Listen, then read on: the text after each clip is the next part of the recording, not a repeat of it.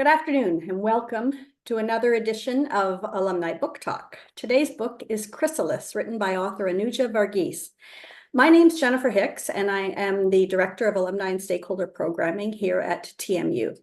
We're really excited today to gather and hear more about this collection of stories. But before we begin, I want to pay my respects to the Indigenous peoples, elders, and ancestors who stewarded and cared for the land and the nature and the peoples on the land where our university is located today. At TMU, we've made more important commitments to reconciliation than ever before, and I invite you to learn about those the next time you happen to be on campus or by visiting us online.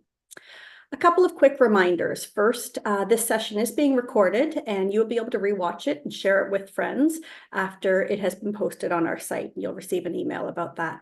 And if you have questions at all during the book talk, you can submit them by typing them into the Q&A feature on Zoom, and we'll try to get to some of those at the end of the session. Now I'm delighted to introduce to you the author of Chrysalis, Anuja Varghese, and the moderator for today's event, Sabina Chatterjee.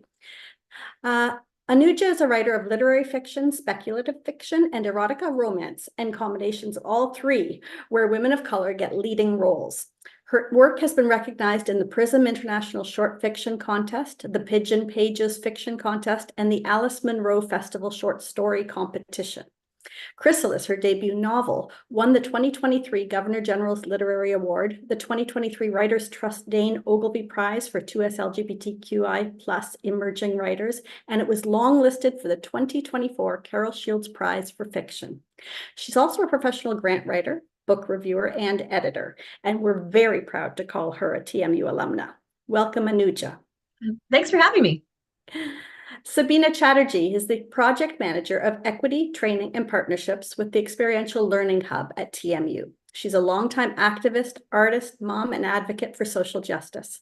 Before coming to TMU, Sabina had the privilege of supporting street-involved youth for over 20 years, and she's grateful for everything she learned from them. Her commitment to reciprocal relationships, story sharing, and decolonial equity-led community care is woven deeply into her work. Sabina loves exploring brilliant writing with others dedicated to social change and collaboratively plans and supports the Anti-Racist Book Club and the Rebirth Teachings Reading Circle. Welcome, Sabina. Thanks so much. I'm happy to be here. So without further ado, I'm going to pass the mic and the camera over to Sabina to get us started. Great. Thanks so much, Jennifer. And hello to our author, Anuja. Before we jump into our talk today, I'm so excited about your book. I'd like to provide our audience a bit of a background about it. So in this debut short story collection, it draws on fairy tale, myth, magical realism to tell the genre-bending stories of transformation and belonging, centering women of color and exploring queerness, family, and community. She takes aim at the ways in which racialized women in particular are robbed of power and revels in the strange and dangerous journeys they undertake to reclaim it. And I have to say, it's a really wonderful collection of short stories that I really, really enjoyed. So I'm going to start with a couple of questions, and hopefully we'll have some time for audience questions at the end. So again, to the audience, please submit your questions via the Q&A function. So let's talk about how this book came to be. Why did you become a writer? It's a very simple question. Is it a simple question? And specifically a writer of short stories. Yeah, I mean, I think I've sort of always been writing something, but it was always kind of like just for fun, right? I think I probably share this experience with many others in that my parents were not like terribly enthusiastic about the idea of a creative career. Like certainly, you know, write as a hobby, but also get a real job. So I was never considering it in a more serious way. I've worked in the nonprofit sector for my entire career. I still continue to work in the nonprofit sector alongside my creative writing practice. But it took a long time to get to a point. I ended up sort of losing a nonprofit job very suddenly. And in that space of, oh, what next? That was when I sort of had this moment of, I'm going to write and see what happens. And I had no idea if anything I wrote would be good or get published or if people would read it. It was kind of this leap of faith that I took in that moment. And I'm obviously very glad that I did. So that's kind of how I sort of came to writing in a more sort of professional context. Why short stories? I love short stories to begin with. I think they're just a very sort of cool form. I love what you can do with this very sort of small economy of language. I think a short story can actually be really powerful, because you do need to do so much with every word. You don't have the same scope of a novel. So that's, I mean, certainly I just love the form, but also just from like a practical standpoint, I'm a mom and I have a full-time job. So when I started sort of thinking about getting back to writing and being more focused on building a creative writing practice, short stories just felt like a practical, accessible choice. That I felt like I cannot tackle a novel right now, but I can sort of within, 5,000 words, I can try and tell a really tight story. I can sort of have these small windows into people's lives and I can polish that up and I can get these things done and get them out into the world and see what happens. So a mix of loving the form, but also just a practical choice.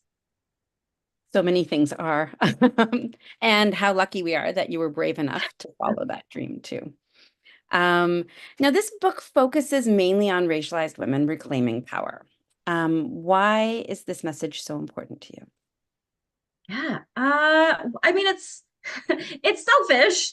It's for me, right? I exist in a queer and racialized body.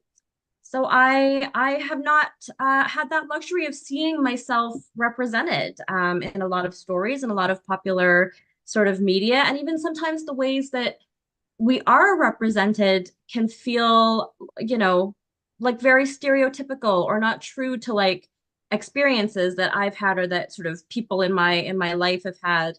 Um, we're often portrayed as like victims or virgins or nerds or sidekicks. There's like these sort of ways that we're pigeonholed, and I kind of wanted to show other representations. I wanted us to have space in stories where we don't usually, show up. So much of the types of stories that I love to read. So I love horror and fantasy and fairy tale, but so much of these stories traditionally never feature women of color, especially in like powerful roles, in main character roles. So yeah, I really wanted to give women who look like me a little of that kind of main character energy. Which is really wonderful and so powerful, and especially sort of subverting that idea of submissiveness or dependence. And I think that especially the ways in which you've woven lots of different aspects of resistance, of claiming power, of affecting change is really powerful. Yeah, we should get to be dangerous sometimes.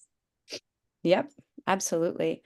And also that the power is taken in quiet and in loud ways. Uh, Yes. yeah. Yeah, there's lots of context for it. Sometimes it's through sort of the like quiet decisions that characters make. And then sometimes, they get to be shapeshifters and eat their enemies. Like both of those things are okay to do in a short story collection. And many of us have wished to be able to at various points, Yeah. especially as South Asian queer folks, right? That the ways in which we are homogenized both in community, whether it's like familial communities or Oh in yeah. queer communities, I think that sort of longing for affecting change and affecting the change has been so important, right? Oh, true story. And so the title of the book, Chrysalis, can be defined or seen as change or growth. I didn't actually purposefully have that segue, but um, um, or a metamorphosis. So how are you Hmm. continuing to grow and learn in your career? Yeah, I mean, so Chrysalis, I think the stories themselves aren't like linked. It's not a linked collection, but Chrysalis, that idea of transformation is kind of the theme that links the stories. All the characters are in transformation in some way, and I kind of feel that all of us in our lives are in transformation, are evolving all the time, kind of whether you want to or not. Like you can either be pushing it forward or the world can be pushing it on you. Either way, right? That like change is that constant, I think, for all of us. So I mean, for me, that's always happening. Obviously, as I move more into my creative writing practice, that's always changing and evolving. As I'm, working on a novel now, that's a different type of creative challenge. I'm teaching sort of a creative writing workshop this summer. That's a different type of professional challenge. And it's just been interesting too. So in my nonprofit work, I work at the YWCA here in Hamilton where I live. So our kind of day-to-day work is all about empowering women. And you can sort of see how that day-to-day work has found its way into my writing. So those things really continue to influence each other in different ways, which has been an interesting kind of evolution in both of those careers. For sure. And those sort of entangled tensions between them, right? Yeah. And I know that so it's interesting that you're saying that you're working on a novel now. Um, would you ever consider turning one of the short stories from Chrysalis into a novel? You know what? So many people have asked me this, or like on social media, people will reach out and be like, but in this story, then what? Like, what happens? I'm like, I don't know, the story's over. So yeah, certainly I've had requests to continue certain stories. I do think so. The second story I think in this collection is called The Vitala's Song. It's sort of a half ghost story, half sapphic love story. And I think if I was going to turn something into a novel, it might be that one. I feel like there might be a little more to that story. Well, and I certainly think that the skill of world building within a short story is so profound um and that one, especially having been in that sort of geographic location, there was a visceral sort of response that I had to it and everything. So that's quite interesting. And so you said that you're working on a novel. Is there Mhm. anything that you would want to share, or are you not at that point? No, so I suppose I'm not super publicly announced, but y'all can have a little sneak peek, I guess, of what's coming more imminently. But so I'm working on sort of a fantasy trilogy, sort of set in like a medieval India inspired world. If you think about like a queer D&D campaign meets Bollywood's epic, that's sort of the world that we're in. Excellent. Yeah. And are there particular parts of India that you think you might root that in, or is that asking too many questions? Sort of like based in like 13th, 14th century, like South India, if you think of like Bangalore at that time, like that area. Amazing. Yeah. Um, Now, as a successful alum making strides in the creative industry, what advice would you provide to current TMU students or grads who are listening? What advice? Oh my goodness. Well,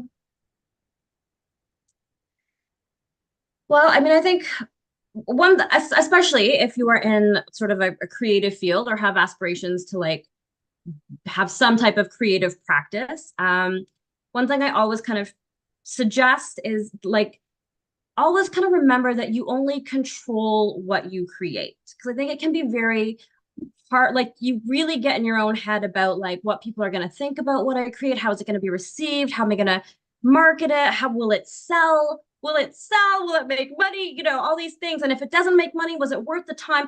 All these kind of different considerations, which you will have to think about, I suppose, at some point. But initially, you really only control what you create. So really, focus on that creative piece, nurture that creative side of yourself. Don't let your creativity get killed by all the other considerations around it. Like that's sort of my creative advice. And then I guess as well, just like be open to the possibilities of the world around you. You may have a very set career plan. That might be why you're at TMU. You might, you know what I mean? Like you might have a very clear idea of where you want to go.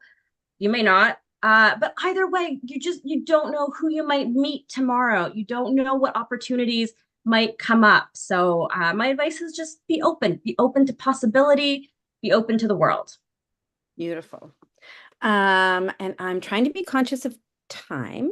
There are two more questions that I wanted to ask, and then I wanted to make sure that there was time for the Q&A. So one is, while your stories are filled with love and light, you're an obvious fan, and you've said it as well, of horror, fantasy, macabre, and which makes it so it's so interesting because it is a really fascinating read. It also really is connected to a lot of the world-making stories in India and in terms of mythologies and that kind of stuff. But do you have any favorite authors or stories that have influenced you, or would you want to Mm. have a shout out to a mentor who might have inspired Mm. you? Yeah, I mean, certainly. So I've been really lucky, I think, to have some really great mentors along the way. Farzana Doctor, who's a Toronto-based author and just wonderful human, has been a really great mentor right from the beginning. She's one of the first to sort of read my stories when they were just stories on paper and say, like, maybe there's a book here. And I went, oh, maybe there's a book here. So you kind of need somebody who sees you, sees your potential, believes in what you could be, kind of before. But she kind of believed that before I did for me, and that was a big step, I think. So shout out to Frazetta. And just for other authors and stories that I have been inspired by, certainly that have inspired some of the stories in Chrysalis, Ursula K. Le Guin for sure, Anne M. Rice, Carmen Maria Machado. If I think about short stories in particular, obviously Alice Munro, Shashi Butt is another great one. She has a new short story collection out, which is fantastic. And then, so I really love kind of like big epic fantasy as well. So I've been reading Tasha Suri's fantasy. She has a trilogy out. Samantha Shannon. So yeah, a lot of great women writers, I think, have influenced these little stories. That's so wonderful. And is there a short excerpt or quote that you'd like to leave us with from the book?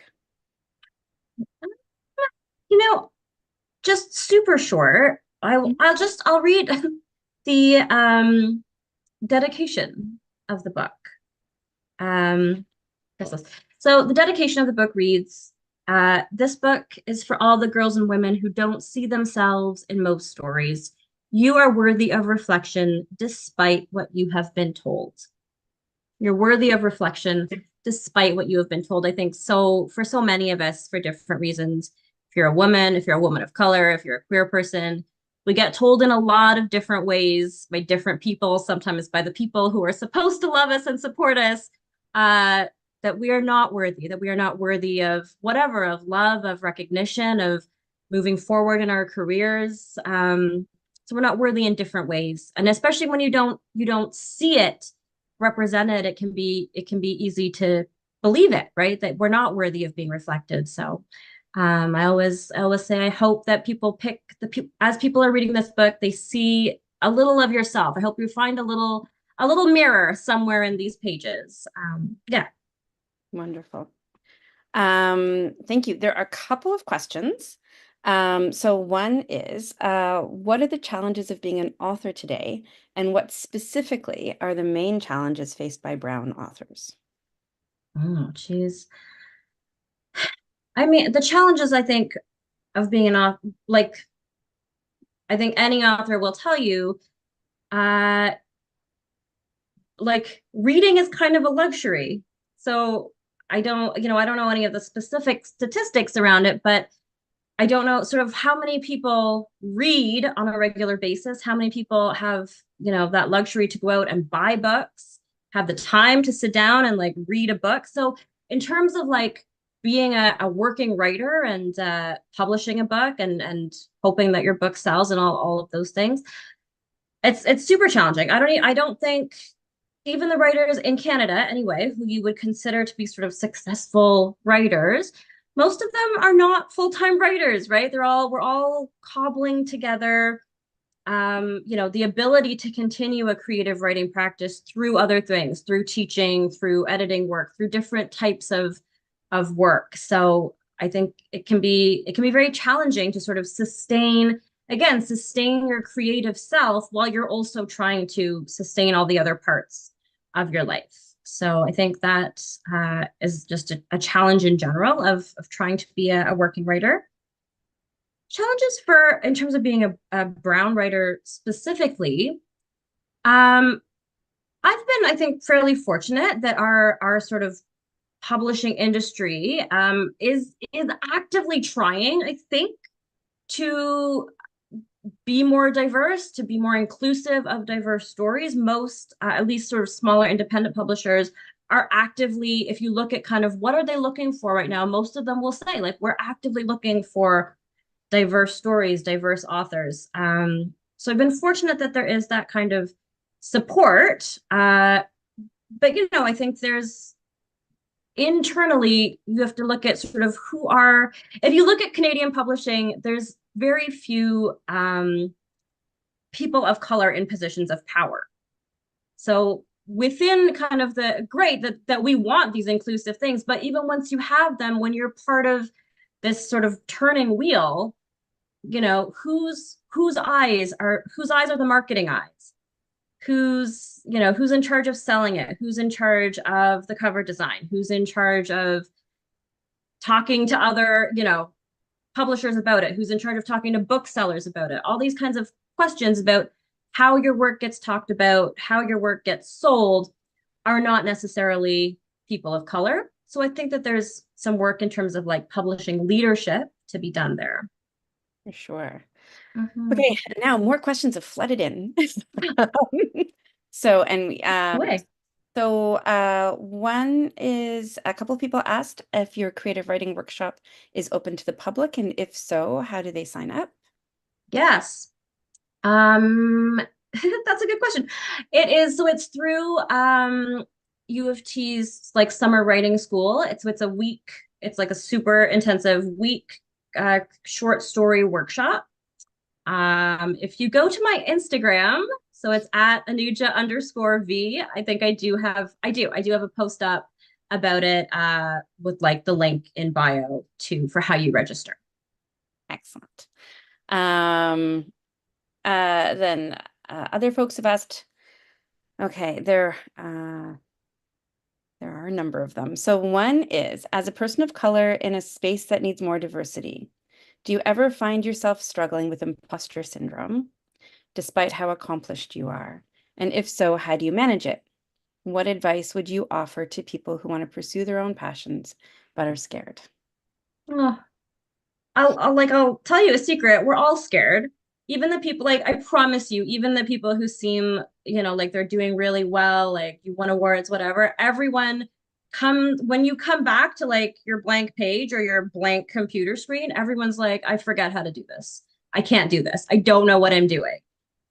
I promise you, we're all there. We're all there all the time.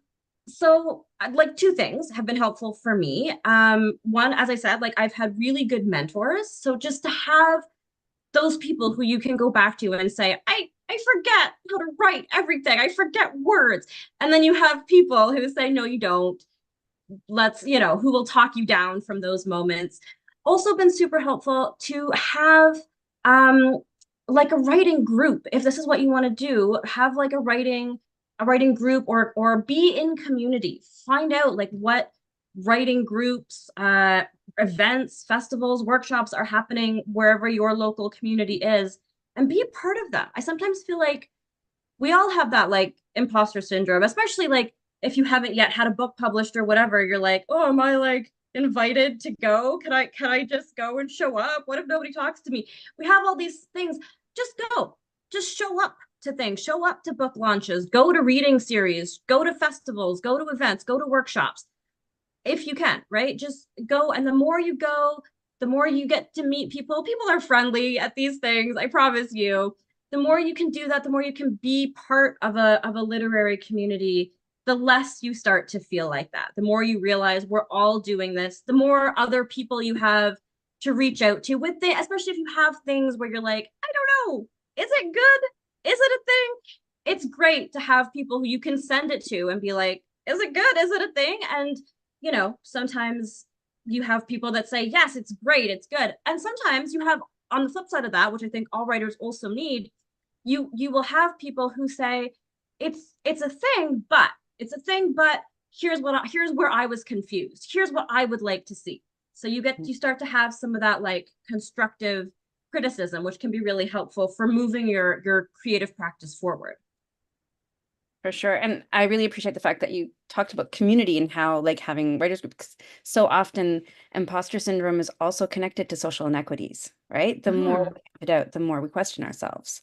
And so having your people, whatever communities those are from, can really help. And as you also said, that the representation in the publishing community and stuff like that can make it feel even more daunting. So yes, making those connections are super important.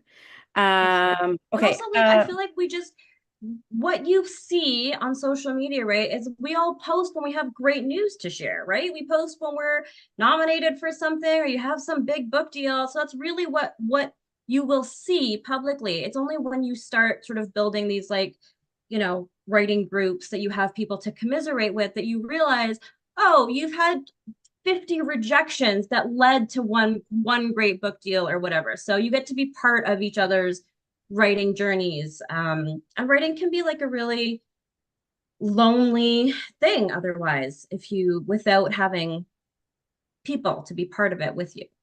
Mm-hmm. I'm trying to decide which other question to ask. So there are some questions around balancing deadlines between your nonprofit grant writing and creative practices.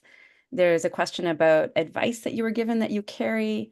And then there are questions around what impression you'd like to leave on your readers. So which of those would you choose in the last couple of minutes? I don't know. Say them again. Okay. What was the first one? How do you balance the deadlines of your nonprofit work with creative practice? Like I mean, I'm fairly fortunate, I think, that the YWCA has been is flexible, and I've been able to sort of talk to my team about kind of having a creative practice alongside my work. So yeah, if you're able to sort of be in communication with one job so that both things can have space, that's been very helpful. I also just you know, I will try to take myself on like a little self-directed writing retreat for like, you know, a long weekend or for longer periods with a novel. But to be able to do that has been helpful. So you have some time like you can dedicate, really be in the world of your writing. So you're not also always thinking about your other deadlines. So if you can carve out blocks of time that you can dedicate to being in your own kind of writing world, it's sort of easier to balance it otherwise. What was the other question? What lasting impression do you hope to leave your readers with? Oh, I don't know. I think it goes back to that dedication again, that I hope that you're, especially if you are someone who doesn't otherwise see yourself reflected in the types of stories, especially in the types of stories that perhaps you love. You know what I mean?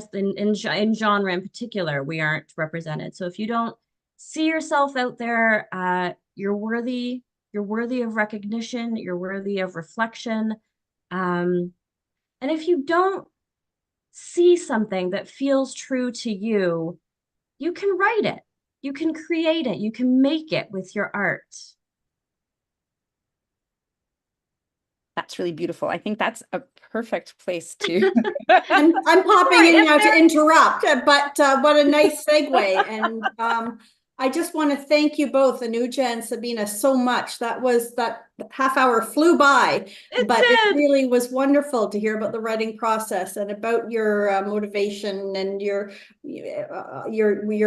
all of your work and your celebrations. And we are so proud to celebrate you, Anuja, as an alum. It's fantastic to share your story, and obviously there was so much interest in hearing about that. Sabina, thank you as well for guiding this discussion. It was wonderful. Thank you all for joining us on your lunch break or wherever it might be, and watch for an email coming to you in the coming days. We will have this recording shared with you so that you can review it or share it with friends if you'd like. And stay tuned for other events like this online or in person. We certainly want to make sure that you stay engaged with your university and with your alma mater. So thank you again, Anuja and Sabina, for sharing your time with us today. It was really enjoyable. Thank you. It was a pleasure. My pleasure. Thanks, guys. Goodbye, all.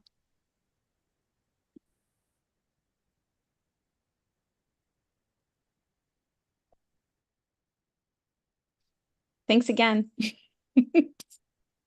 Take care. Bye.